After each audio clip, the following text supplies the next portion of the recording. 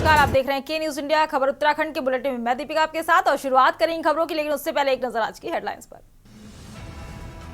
मुख्यमंत्री पुष्कर सिंह धामी के दिल्ली में चुनावी हुंकार। शाम 6 बजे पटेल नगर विधानसभा क्षेत्र में करेंगे जनसभा। धामी पिछले 2 दिनों से दिल्ली में कर रहे हैं प्रचार। पीएम मोदी फरवरी में भी आ सकते हैं देहरादून। उत्तराखंड की शीतकालीन यात्रा का दे सकते हैं संदेश। मुख्यमंत्री पुष्कर सिंह धामी ने किया है अनुरोध। उत्तरकाशी में महसूस किए गए भूकंप के झटके। घरों से लोग निकलकर बाहर आए। भूकंप के कारण वर्णावत पर्वत के भूस्खलन जोन से मलबा और पत्थर गिरे। राष्ट्रीय खेलों को ग्रीन गेम्स के तौर पर ऐतिहासिक बनाने के लिए नई पहल। पदक जीतने वाले खिलाड़ियों के नाम पर लगेगा पौधा। 38वें राष्ट्रीय खेलों में खिलाड़ियों और मेहमानों को स्वास्थ्य सुविधा होगी बेहतर। स्वास्थ्य सुविधा प्रदान करने के लिए 141 टीमें गठित। 28 जनवरी से 14 फरवरी तक अलर्ट रहेंगी टीमें। पहाड़ से मैदान तक छाए रहेंगे बादल। बढ़ी ठिठुरन। कई जिलों में बारिश के आसार। कुछ हिस्सों में बिजली चमकने के भी आसार। आप देख रहे हैं के न्यूज, खबरों का सारथी। रुक करते खबरों की ओर। मुख्यमंत्री पुष्कर सिंह धामी की दिल्ली में आज चुनावी हुंकार।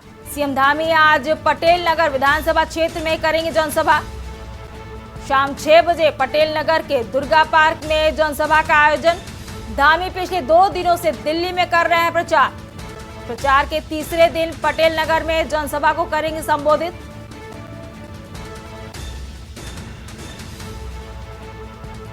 सीएम धामी पटेल नगर विधानसभा क्षेत्र में करेंगे जनसभा। शाम 6 बजे पटेल नगर के दुर्गा पार्क में सीएम पुष्कर सिंह धामी करेंगे जनसभा। धामी पिछले 2 दिनों से दिल्ली में कर रहे हैं प्रचार। आज तीसरे दिन पटेल नगर में जनसभा को संबोधित करते हुए नजर आएंगे पुष्कर सिंह धामी। मुख्यमंत्री पुष्कर सिंह धामी की दिल्ली में चुनावी दौरा।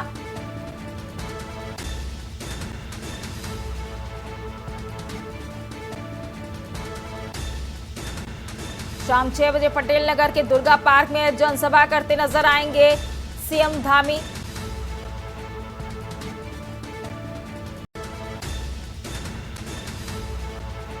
सीएम धामी पटेल नगर विधानसभा क्षेत्र में करेंगे जनसभा।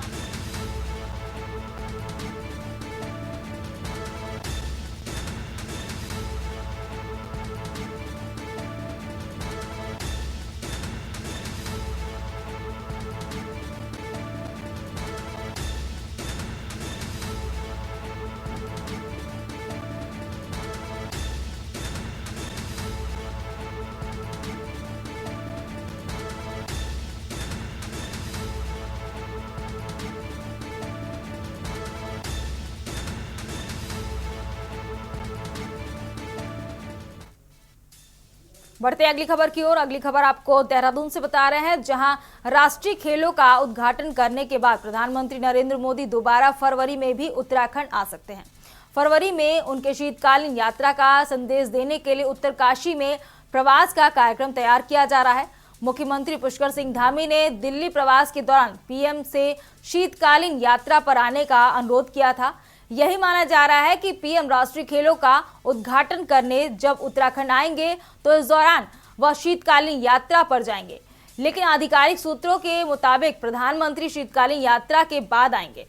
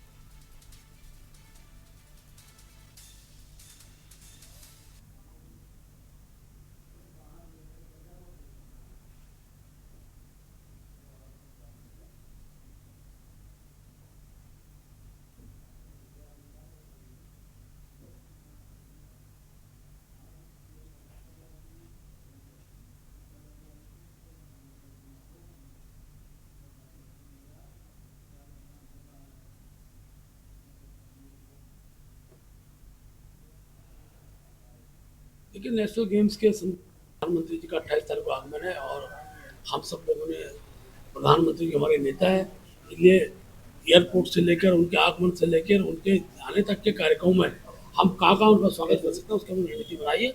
ईश्वर की कृपा से तब तक हमारे परिणाम भी आ जाएंगे तो हमारे अनेकों जो नवनियुक्त नगर निगम के महापौर होंगे, पालिका अध्यक्ष होंगे, उनसे उनकी भेंट हो जाए, ऐसा हम आग्रह प्रधानमंत्री कार्यालय से कर रहे हैं। तो एक अच्छा और सुंदर कार्यक्रम और उनके स्वागत का कार्यक्रम उत्तराखंड के अंदर होगा। रुक करते हैं अगली खबर की ओर। अगली खबर आपको उत्तराखंड से बता रहे हैं, जहां एसटीएफ ने डिजिटल अरेस्ट स्कीम का भंडाफोड़ किया है। एसटीएफ के एसपी अंकुश मिश्रा ने जनता से अपील की है कि वे किसी भी प्रकार के फर्जी नोटिस, डिजिटल अरेस्ट या अवैध रूप से पैसे मांगने वाले संदेशों से सतर्क रहें। उन्होंने कहा है कि CBI, Mumbai crime branch, cyber crime, IT या ईडी जैसे अधिकारी व्हाट्सएप पर डिजिटल अरेस्ट नहीं करते हैं। यदि कोई व्यक्ति आपको धमकाकर पैसे मांगता है या फर्जी दस्तावेज दिखाता है तो तुरंत साइबर थाने में शिकायत करें। उत्तराखंड की साइबर क्राइम टीम ने इस स्कैम में शामिल गिरोह के मुख्य अभियुक्त को जयपुर से गिरफ्तार किया है। गिरोह ने मुंबई साइबर क्राइम पुलिस अधिकारी बनकर एक पीड़ित से 2.25 करोड़ से अधिक की ठगी की थी। गिरोह ने पीड़ित को 9 दिन तक डिजिटल हाउस अरेस्ट करके कुल 2 करोड़ 27 लाख रुपए ठगे थे। एसटीएफ ने इस मामले में पूरी जांच की और अपराधियों को गिरफ्तार किया है।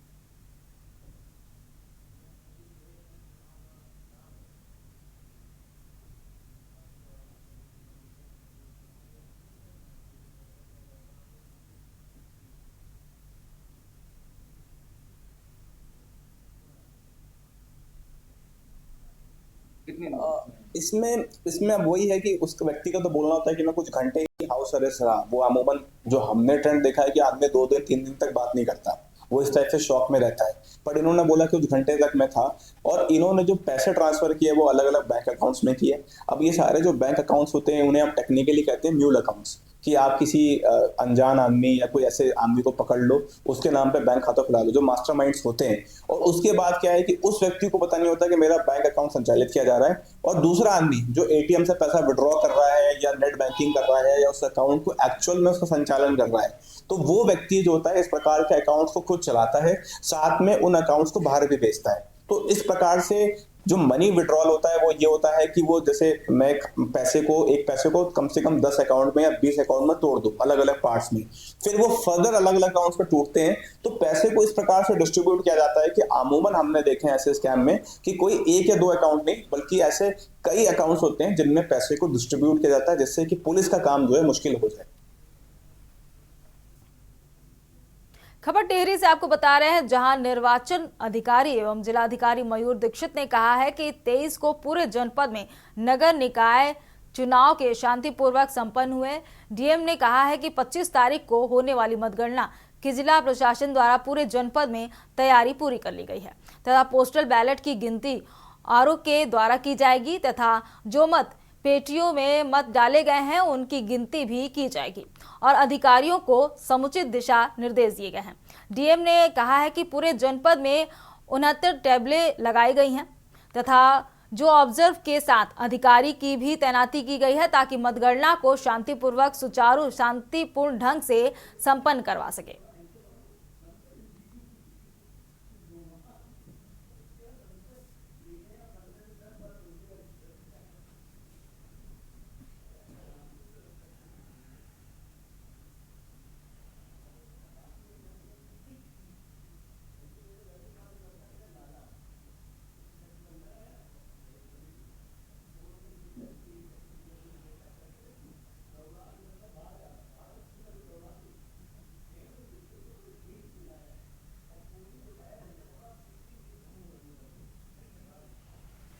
जनवरी को नगर निकायों की मतगणना की जानी है इसको देखते हुए जो जनपद टिहरी पुलिस है वो पूरी तरह से अलर्ट है।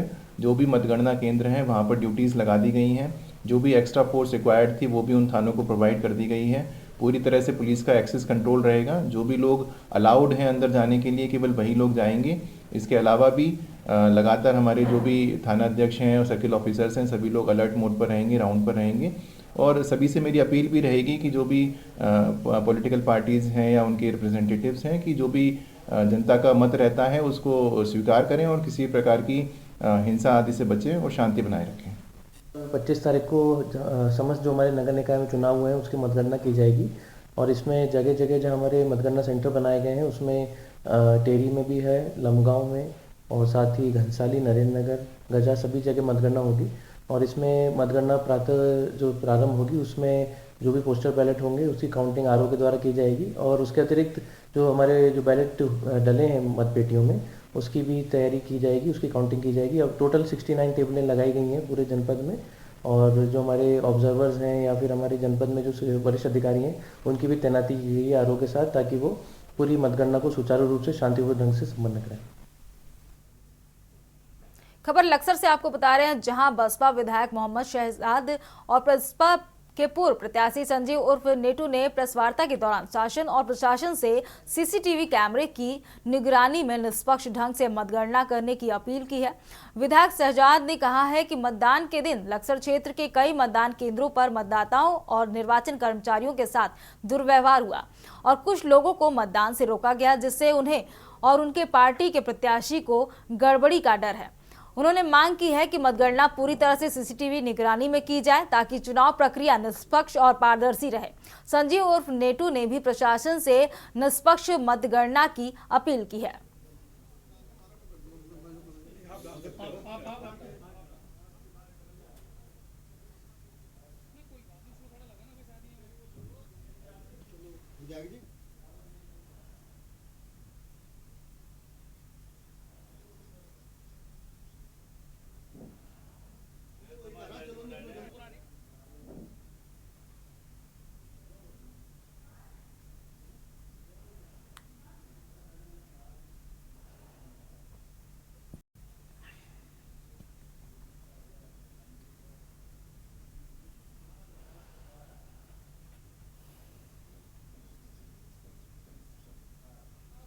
मैं आप सबसे आपके माध्यम से जनता तक भी ये संदेश पहुंचाना चाहता हूं। सबका प्यार, सबका आशीर्वाद, सबका सहयोग मुझे मिला। सभी वर्ग के लोगों ने मुझे बहुत सपोर्ट किया, अपना आशीर्वाद दिया। मैं कल कुछ जगह ऐसी घटनाएं हुई हैं उस चीज को लेकर मैं काफी चिंतित हूँ, परेशान हूँ। मैं आप सबसे आपके माध्यम से जनता तक भी ये संदेश पहुंचाना चाहता हूँ। सबका प्यार, सबका आशीर्वाद, सबका सहयोग मुझे मिला। सभी वर्ग के लोगों ने मुझे बहुत सपोर्ट किया, अपना आशीर्वाद दिया। मैं कल कुछ जगह ऐसी घटनाएं हुई हैं उस चीज को लेकर मैं काफी चिंतित हूँ, परेशान हूँ। और ऐसे भी अफवाहें चल रही हैं कि कल के पास चलो विधायक जी।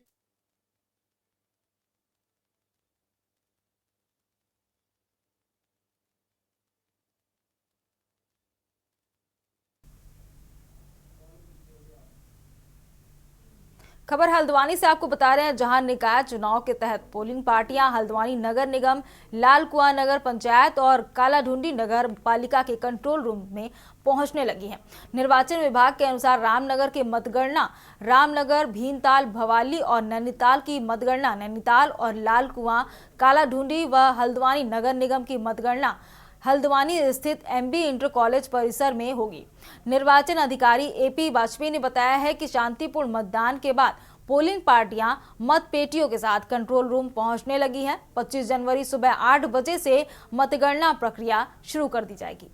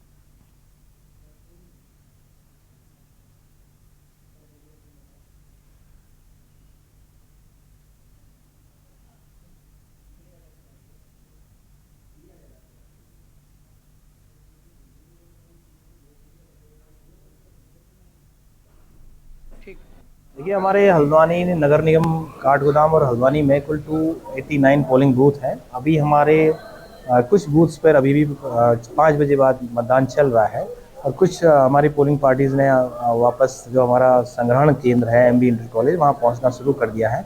यहाँ पर कुल हमने 4 स्ट्रॉन्ग रूम्स बनाए हैं और 4 स्ट्रॉन्ग रूम्स साथ में 4 काउंटिंग हॉल्स भी हैं।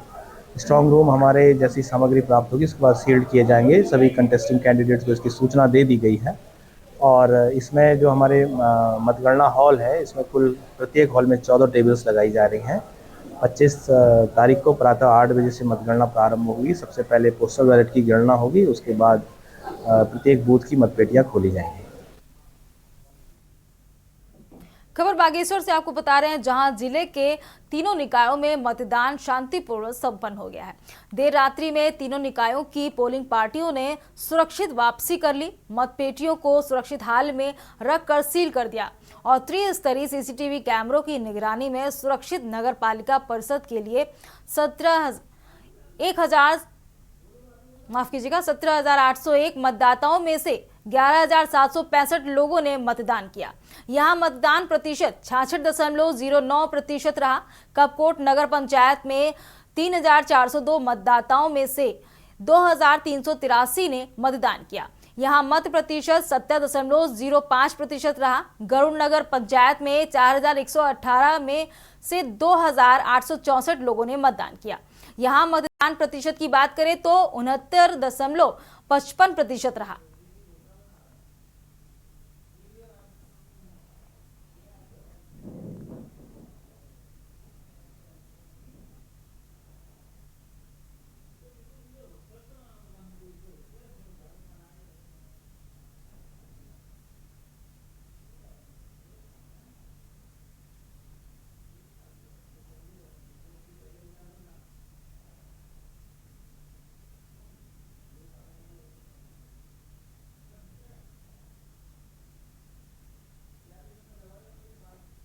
जनपद के अंतर्गत तीनों नगर निकायों में मतदान की प्रक्रिया शांतिपूर्ण रूप से संपन्न हो गई है और हमारे जो तीनों नगर निकाय हैं वहाँ पर 67.19% जो है वो मतदान हुआ है।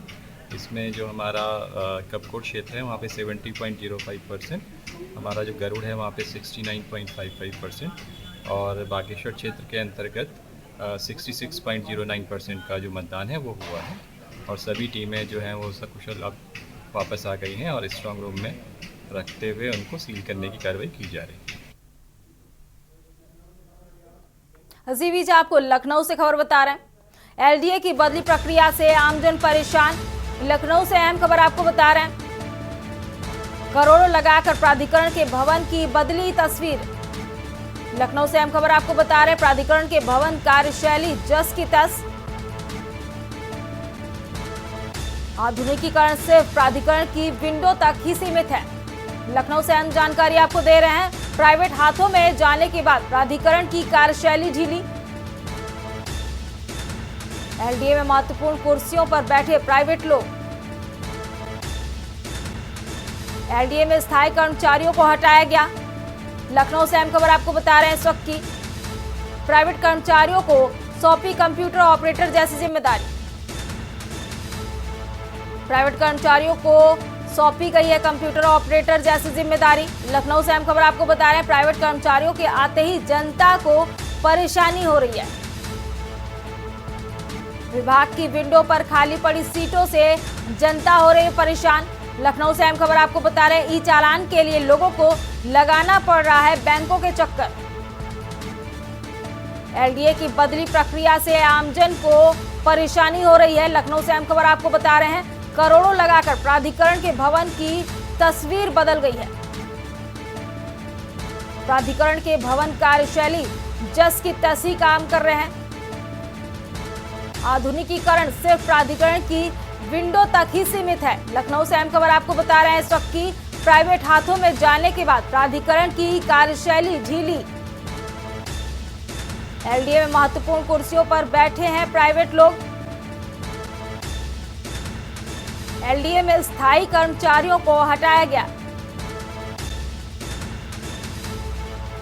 प्राइवेट कर्मचारियों को सौंपी गई है कंप्यूटर ऑपरेटर की जिम्मेदारी।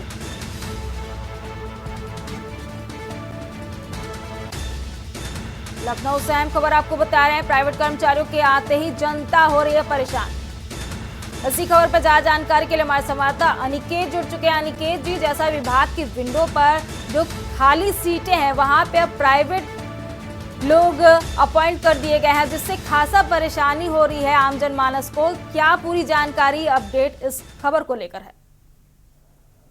लखनऊ विकास प्राधिकरण की तो हालांकि भवन की सूरत हालात बदले जरूर गए, लेकिन अगर बात करें कर्मचारियों की तो कर्मचारियों की जो कार्यशैली है वो कहीं ना कहीं जस की तस है। अगर हम बात करें कंप्यूटर विभाग की तो कंप्यूटर ऑपरेटर की कुर्सियों पर जो पहले जो स्थायी कर्मचारी अपनी सेवा लखनऊ विकास प्राधिकरण में दे रहे थे, उन सभी कर्मचारियों को हटाकर अब प्राइवेट कर्मचारियों को उनकी सीटों पर बैठा दिया गया है। अब उनके बैठने के बाद से आप देख रहे हैं कि तस्वीरों में जो ई चालान के जो काउंटर थे वो पूरी तरह से खाली पड़े हैं। ऐसे में जो लोग लखनऊ विकास प्राधिकरण अपने घर से दूर चलकर आते हैं और कहीं ना कहीं इस उम्मीद से कि जब वो विभाग पहुंचेंगे तो उनका जो काम है बेहद आसानी से हो जाएगा, क्योंकि जो प्रक्रिया है वो ई चालान के माध्यम से होती है। लेकिन जब काउंटर खाली होगा तो कोई वहां पर मुलाजिम नहीं होगा, तो ऐसे में कहीं ना कहीं लोगों को परेशान होना पड़ेगा। तो साफ तौर पर कहीं ना कहीं जो प्राइवेट लोग अब कंप्यूटर ऑपरेटर की जो जिम्मेदारी संभाल रहे हैं उससे न केवल एक तरफ विभाग की विश्वसनीयता भंग होती नजर आ रही है, और दूसरी तरफ जो आम जनमानस है, जो प्राधिकरण जो चक्कर लगा रहा है वो खासा परेशान होता हुआ नजर आ रहा है। हालांकि इसको लेकर जो लखनऊ विकास प्राधिकरण जो उपाध्यक्ष है वो आने वाले समय में क्या कुछ फैसला लेंगे, लेकिन ये जरूर अभी वर्तमान की जो स्थितियां हैं लखनऊ विकास प्राधिकरण में उससे कहीं ना कहीं आम जनमानस जरूर परेशान होती हुई नजर आ रही है। जिनका अनिकेत जी, ये भी जानना चाहें कि एलडीए की जो प्रक्रिया चेंज हुई है उसमें जो स्थायी कर्मचारी थे उनको भी हटा दिया गया है? तो देखिए, जैसा कि मैंने बताया कि कंप्यूटर ऑपरेटर के जो पद लखनऊ विकास प्राधिकरण में जो थे उन पदों में जो स्थायी कर्मचारी थे उन कर्मचारियों को हटाकर कुछ ऐसे जगहों पर महत्वपूर्ण स्थानों पर जो प्राइवेट कर्मचारी हैं अब उनको वहां पर डिप्लॉयड कर दिया गया। तो साफ तौर पर अब प्राइवेट कर्मचारी की चालान हो या फिर अन्य जो कंप्यूटर ऑपरेटर के जो पद हैं उन पर वो अपनी सेवा दे रहे हैं। तो वैसे में कहीं ना कहीं विभाग की जो तमाम जो गोपनीय जो फाइलें होती है, जो विश्वसनीयता होती है वो भी कहीं ना कहीं भंग होती हुई नजर आ रही है। और अगर बात करें जो लोग हैं, जो आम जनता है, वो भी कहीं ना कहीं परेशान हो रही है, क्योंकि काउंटर अगर आप देखें तो काउंटर कहीं ना कहीं खाली पड़े हैं। अब ऐसे में लोगों को परेशान होना पड़ रहा है। जिसका अनिकेत, आपका बहुत बहुत शुक्रिया तमाम जानकारी साझा करने के लिए। लखनऊ से अहम जानकारी आपको दे रहे हैं, प्राइवेट कर्मचारियों को सौंपी गई है कंप्यूटर ऑपरेटर जैसी जिम्मेदारी।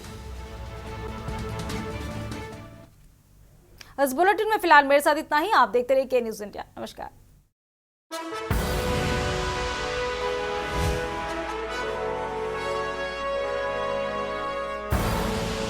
आप देख रहे हैं के न्यूज, खबरों का सारथी।